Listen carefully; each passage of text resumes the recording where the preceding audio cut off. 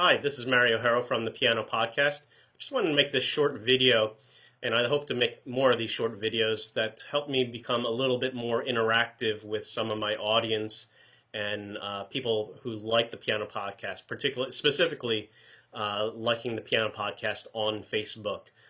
Yesterday, Mark Cousins had wrote on the timeline for the Piano Podcast. He had written, "Hi Mario, I'm trying to learn the piece Read All About It, Part 3 by Emeli Sandé, and I'm having some difficulty knowing which hands to use as the notes in the bass and treble staffs overlap. Any help you could provide would be much appreciated. The link to the music is below, although it doesn't seem to completely follow the piano in the song. Thanks."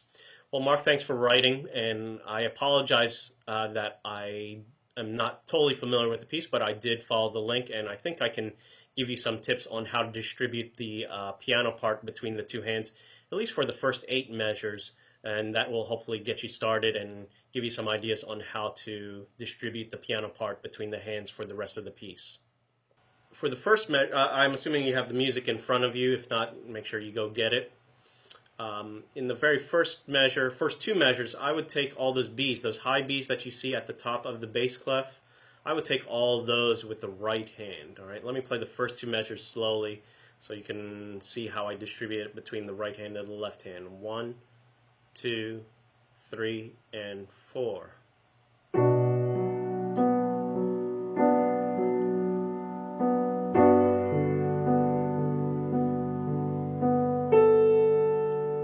Now in the third measure, I would take, instead of the B's, I would take the A's. Since there's no more B's there, I would take the A, and also there's that 1 D in the middle of the measure that you see tied over as well. Although I think I start off playing it first with 3 and 5 at the beginning of the measure, but then I switch over to the second finger in the middle of the measure. I'll try to do that slowly so you could see the finger switch where I change playing that D first in the right hand with 3, and then in the middle of the measure with 2 there, to make it easier to reach the high A's that come in the second half of the measure. All right, let me do that real slow. 1 and 2 and 3, 4.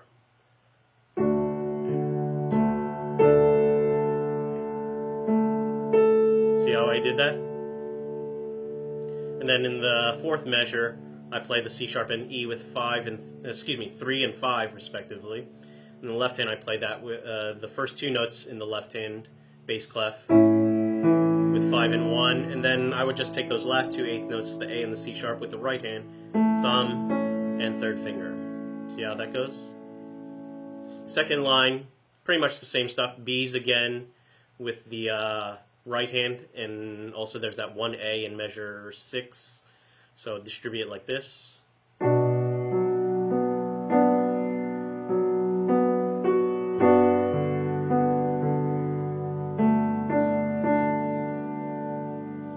And then in measure, what is that, 7, measure 7, I would take the D, A, and D. I think you should be, if your hand's big enough, you should probably be able to reach that all with the left hand, and everything in the treble clefs with the right hand. And let me make sure I counted that right. 2, 3, and 4.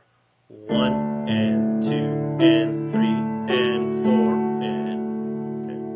And then in the last measure, I'll play that C sharp in the right hand with 3, left hand A with 5, E with 1, and then you could take that A dotted half note in the bass clef with the right hand, and then the E by itself with finger number 5 in the treble clef. Okay. So let me play all 8 measures so you get a sense of what it is. Let me do it slow first. 1, 2, 3, and 4.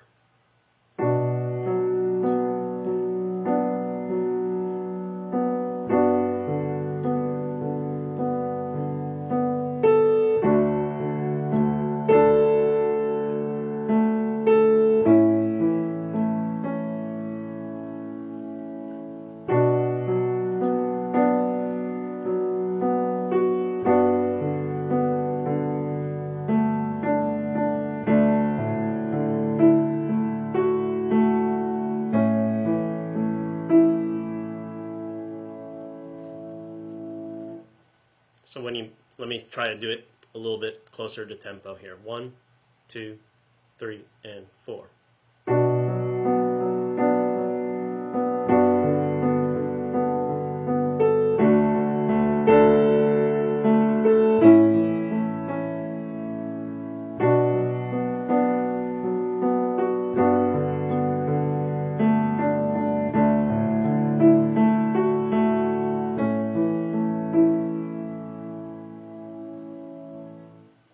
Well, Mark, I hope you found that video helpful in distributing the right hand and the left hand amongst the parts in the piano.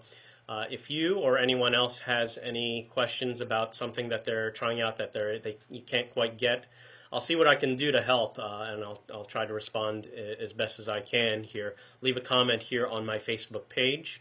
And that's why I started this podcast, was because I wanted to help some people at the piano that maybe I normally wouldn't come across in everyday life here. So it's I'm really always fascinated with this cool technology, and hope that I can be of some service to any of you out there. That's it for this time. Keep on practicing. Bye.